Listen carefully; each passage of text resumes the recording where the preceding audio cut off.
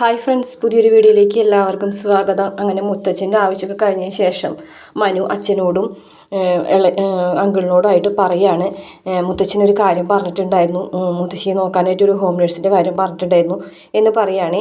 അങ്ങനെ ഇത്രയും ദൂരം ഇങ്ങനെ കഴക്കൂട്ടത്തുള്ളൊരു അനാഥാലയത്തിൽ നിന്ന് ഉള്ളൊരു പെൺകുട്ടിയാണെന്നൊക്കെ പറയുമ്പോൾ വൈജയന്തിക്ക് അത് ഒട്ടും ഇഷ്ടപ്പെടുന്നില്ല. മനു വെറുതെ ആവശ്യമില്ലാത്ത വയ്യാവേലിയൊക്കെ എടുത്ത് തലയിൽ വെക്കേണ്ടെന്ന് പറയുമ്പോൾ മുത്തച്ഛൻ പറഞ്ഞതാണ്, എനിക്കത് ചെയ്തേ നിവർത്തിയുള്ളൂ എന്ന് മനു വാശി പിടിക്കുകയാണ്. അങ്ങനെ വൈജയന്തിയുടെ ഭർത്താവും മനുവും കൂടിയിട്ട് അവിടെ അനാഥാലയത്തിലേക്ക് വരികയാണ് കേട്ടോ. അപ്പോൾ ഗവൺമെൻറ്റിലാണ് ഇപ്പോൾ അലീന ഉള്ളത്. കാരണം ബ്രിജിത്താമ്മയും കൂടെ മരിച്ചതോട് കൂടിയിട്ട് അനാഥാലയത്തിൽ ആരും ഇല്ലാണ്ടായി.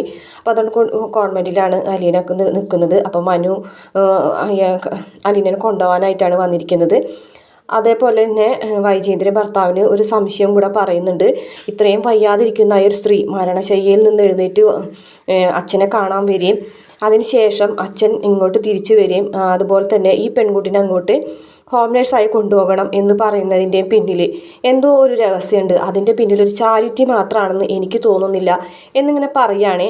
അവൾക്ക് ചില സംശയങ്ങളൊക്കെ മനസ്സിലിങ്ങനെ തോന്നുന്നുണ്ട്. അലീന ആരായിരിക്കും?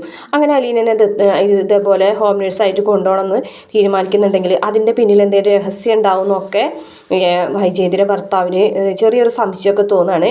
അപ്പോൾ ഈ ദത്തെടുക്കാന്ന് പറഞ്ഞിട്ടുള്ള കാര്യമൊന്നും മനു അങ്കിളിനോടൊന്നും പറയുന്നില്ല.